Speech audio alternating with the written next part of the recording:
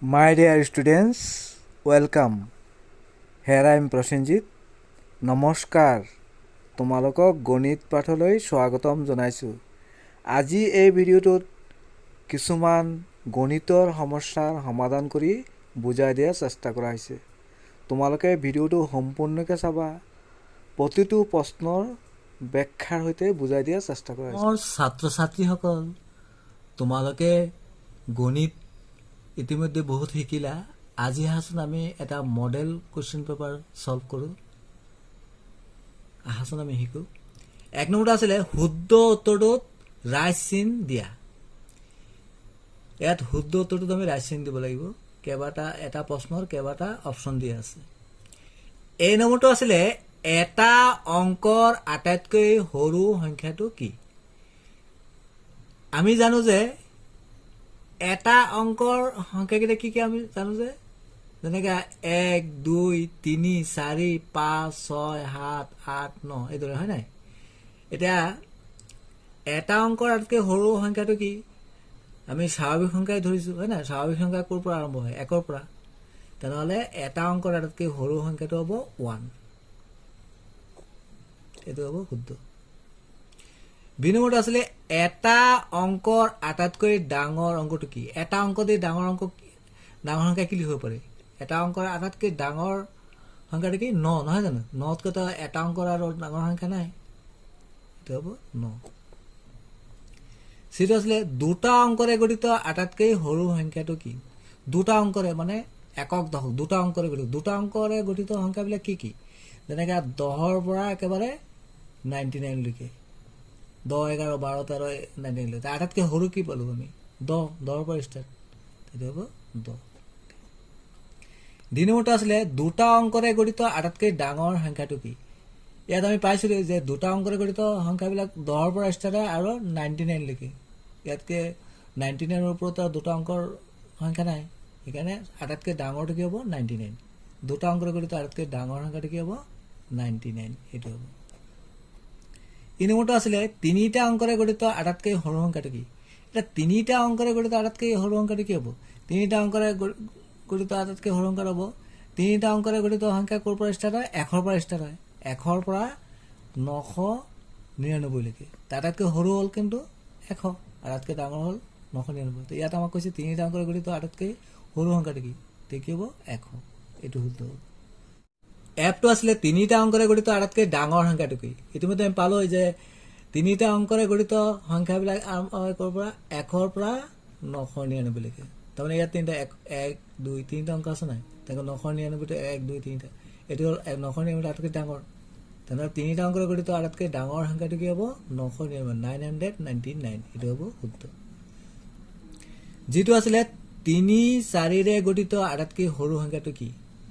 3 আৰু 4। ইয়াতকৈ এই দুটা অংকৰে গঠিত আটাইতকৈ সৰু সংখ্যাটো কি হ'ব? আমি সৰু সংখ্যা কি লিখিব? ইয়াত এই দুটা অংকৰে আমি কি কি সংখ্যা লিখিব পাৰোঁ? এটা লিখিব পাৰোঁ 34 আৰু এটা কি লিখিব পাৰোঁ? 43। আৰু তো লিখিব নোৱাৰোঁ। তো সৰু কোনটো?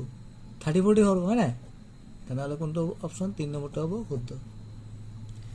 এইচ নম্বৰটো আছিলে 3 6 9ৰে গঠিত আটাইতকৈ ডাঙৰ সংখ্যাটো কি? আহাচোন আমি চাওঁ। 3 9 6 এই তিনিটা অংকৰে গঠিত আটাইতকৈ ডাঙৰ সংখ্যাটো কি হ'ব? আমি ডাঙৰ সংখ্যাটো কি হ'ব? ডাঙৰ সংখ্যাটো হ'ব কি লিখিব লাগিব? প্ৰথম আমি কি কৰিব? আটাইতকৈ ইয়াত ডাঙৰ অংকটো কি আছে? 9। এতিয়া আমি 9টো ক'ত লিখিম? আমি শতকৰ ঘৰত লিখিলোঁ। আৰু 10ৰ ঘৰত 6 আৰু এককৰ ঘৰত 3। 963। ইয়াতকৈ ডাঙৰ সংখ্যা লিখিব নোৱাৰোঁ। একক দশক শতক। তাৰমানে কি হ'ব? 963। এইটো শুদ্ধ। এতিয়াহে আমি 2ৰ 1 নম্বৰটো কৰোঁ। দুটা অংকেৰে গঠিত সংখ্যা এটাৰ এককৰ ঘৰৰ অংকটো 1 আৰু দশকৰ ঘৰৰ অংকটো 2 হ'লে সংখ্যাটো কি? আমি কি পালোঁ? সংখ্যাটোৰ এককৰ ঘৰৰ অংকটো কি আছিলে? এককৰ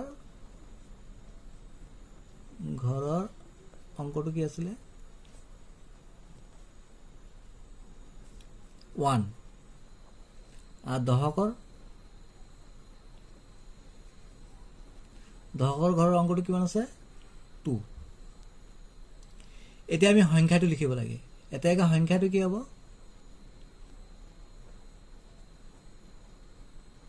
সংখ্যাটো কি হ'ব একক আমি একক ভাল একক তাৰপিছত কি আহিব দশক দশকত আমি কি দিব লাগিব 10 দশকত 10 থাকে 10 into 2 একক দশক থাকিব 10 দুগুণ কিমান 20 যোগ 1 কিমান হ'ল 21 এইটো উত্তৰ 2 নম্বৰটো আছিলে এটা সংখ্যাৰ এককৰ ঘৰৰ অংকটো 2 আমি এনে শৰ্টকাট লিখিছে এককত কিমান আছে 2 দশকৰ ঘৰৰ অংকটো 5 আৰু দশকত কিমান আছে 5 দশকৰ ঘৰৰ অংকটো তোমালোকে লিখি ল'বা মই এনে একক দশক লিখি দিছোঁ আৰু শতকৰ ঘৰৰ অংকটো শতকত কিমান আছে 1 এতিয়া আমাৰ সংখ্যাটো উলিয়াব গৈছে সংখ্যাটো কিমান হ'ব আমি জানো যে তোমালোকে জানা যে একক দশকত কিমান থাকে 10 শতকত কি থাকে 100 তো আমি কি কৰিম প্ৰথমে এককৰ পৰা লিখিছো এককত কি আছে 2 দশকত কি হলো দশকৰ অংকটো কিমান আছে 5 মানে 10 পূৰণ 5 আৰু শতকত কিমান আছে 1 তাৰ মানে 100 পূৰণ 1 তাহলে কি হলো 100 লগত 1 পূৰণ কি লিখিব 100 যোগ 10 লগত 5 পূৰণ কি লিখিব 50 যোগ 2 তো 100 লগত 50 যোগ কৰিলে 150 আৰু 2 কিমান হ'ব 152 হ'ল সংখ্যাটো 3 নম্বৰটো আছিলে এটা সংখ্যাৰ এককৰ ঘৰৰ অংকটো এনে শৰ্টকাট লিখি দিছো মই এককত কি আছে 4 দশকৰ ঘৰৰ অংকটো এককৰ ঘৰৰ অংকতকৈ 1 বেছি আৰু দশকৰ ঘৰৰ অংকটো কি হ'ব দশকৰ ঘৰ তোমালোকে লিখি ল'বা দে দশকৰ ঘৰৰ অংকটো এদৰে লিখি ল'বা কি দশকৰ অংকটো যে এককৰ ঘৰৰ অংকটোতকৈ 1 বেছি এককৰ ঘৰত কিমান আছে 4 তাতকৈ কিমান বেছি গৈছে 1 বেছি মানে কি 1 যোগ কৰিব লাগিব তেনে কিমান হ'ল 5 হৈ গ'ল এতিয়া সংখ্যাটো কিমান হ'ব সংখ্যাটো কিমান হ'ব আমি জানো যে এককত কিমান আছে 4 একক তাৰপিছত দশকত কিমান আছে 5 দশকত আমি 10 পূৰণ কৰিব লাগিব 10 পূৰণ 5 বা 5 পূৰণ 10 কি হ'ব 5 10 গুণ কিমান 50 যোগ 4 50 লগত 4 যোগ কৰিব লাগিব 54 এইটো সংখ্যাটো 4 নম্বৰটো আছিলে এটা সংখ্যাৰ এককৰ ঘৰৰ অংকটো 4 আহা আমি শৰ্টকাট লিখিছে এককৰ ঘৰৰ অংকটো কিমান আছে 4 দশকৰ ঘৰৰ অংকটো এককৰ ঘৰৰ অংকটোতকৈ 1 বেছি তেনেহলে দশকৰ ঘৰৰ অংকটো কি হ'ব দশকৰ ঘৰৰ অংকটো কিমান হ'ব কি কৈছিলে এককৰ ঘৰৰ অংকটোতকৈ 1 বেছি মানে বেছি মানে কি যোগ কৰিব লাগিব 1 বেছি 4 লগত 1 যোগ কৰিলে কিমান হ'ব 5 তাৰপিছত শতকৰ ঘৰৰ অংকটো দশকৰ ঘৰৰ অংকতকৈ 2 কম এটা শতকৰ ঘৰৰ অংকটো কি হ'ব শতকৰ ঘৰৰ অংকটো কি কৈছে দশকৰ ঘৰৰ অংকটো আমি কিমান পালো এতিয়া 5 দশকৰ ঘৰৰ অংকটোতকৈ 2 কম মানে কি -2 কম মানে বিয়োগ তা 5 ৰ পৰা 2 গলে কিমান 3 আমি পাই গেলো এতিয়া এটাকে সংখ্যাটো কিমান হ'ব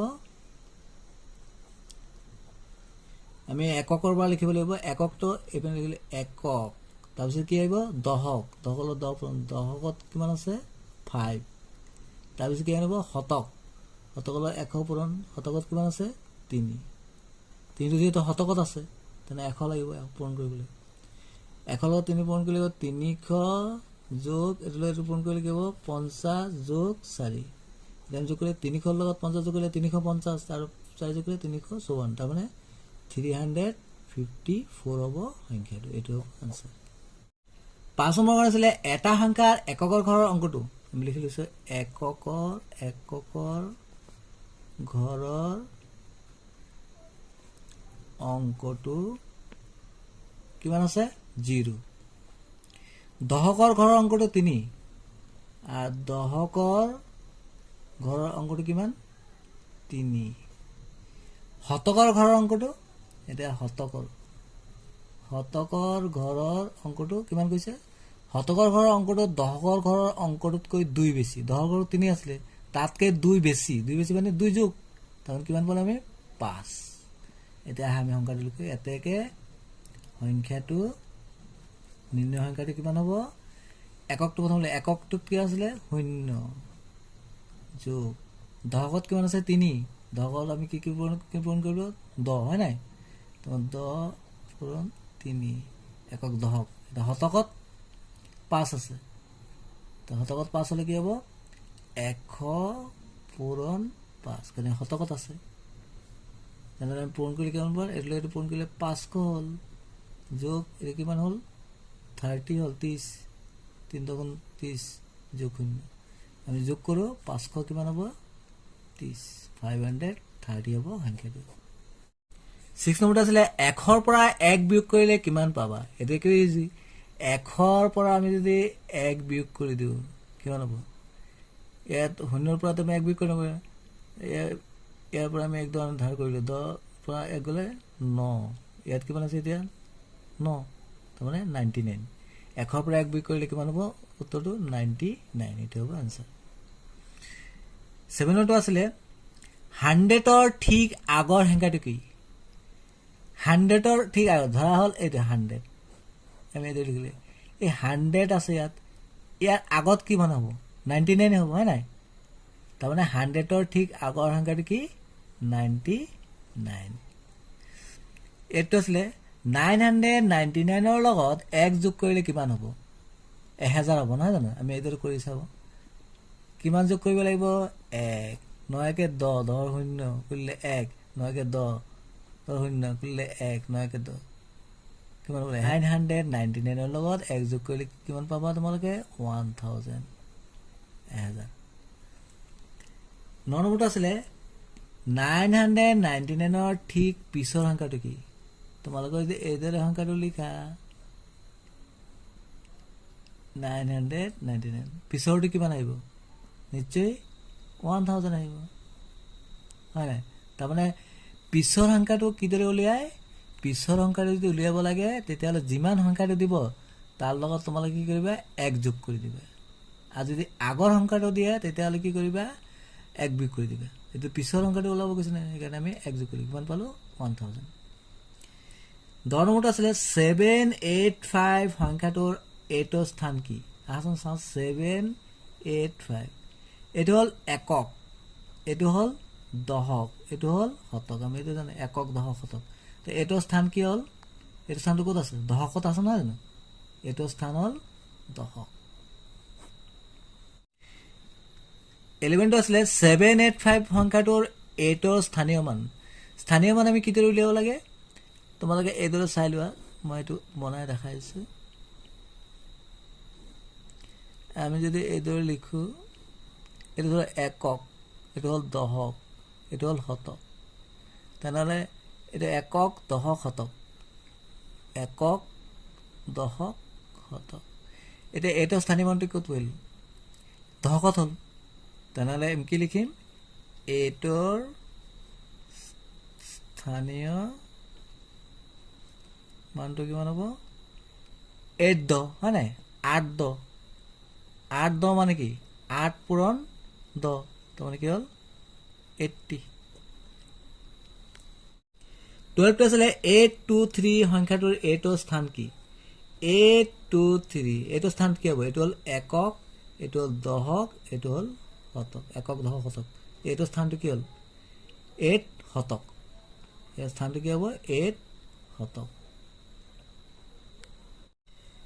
এতিয়া 13 নম্বৰটো আছিল 823 সংখ্যাটোৰ 8 ৰ স্থানীয় মান এটা স্থানীয় মানটো লাও 823 এটো আছে একক এটো হল দহক এটো হল শতক তে এটো স্থানীয় মানটো 8 শতক তাৰ মানে এটো স্থানীয় মানটো 8 ৰ স্থানীয় মানটো কিমান হ'ব 8 শতক তাৰ মানে 8 পূৰণ 100 তাৰ মানে কি হল 800 14 নম্বৰটো আছিল 785 সংখ্যাটোৰ একক স্থান আৰু দহক স্থানৰ অংক দুটা যোগফল কিমান 785 এটো হল একক এটো হল দহক এটো হল শতক এটা আমাক কি কৈছে একক স্থান আৰু দশক স্থানৰ অংক দুটাৰ যোগফল একক স্থানত দশক স্থান একক স্থানত কিমান আছে 5 আৰু দশক স্থানত কিমান আছে 8 এই দুটা যোগফল কৰিলে আমি কিমান 8 5 কিমান 13 তাৰমানে একক স্থান আৰু দশক স্থানৰ অংক দুটাৰ যোগফল কিমান হ'ল 13 তাৰপিছত কি হৈছে দশক আৰু শতক স্থানৰ পাৰ্থক্য বা বিয়োগফল তেতিয়া আমি দশক আৰু কাৰ পাৰ্থক্য লৈছে দশক আৰু শতক দশকত কিমান আছে 8 শতকত আছে 7 তো দশকত আছে কিমান 8 পাৰ্থক্য মানে বিয়োগ শতকত আছে 7 তো 8 ৰ পৰা 7 গ'লে কিমান হ'ব 1 থ্যাংকস ফৰ ৱাচিং ষ্টে কানেক্টেড ইয়াৰ পৰৱৰ্তী পাৰ্ট অতি সোনকালে আপলোড কৰা হ'ব থ্যাংক ইউ সো মাচ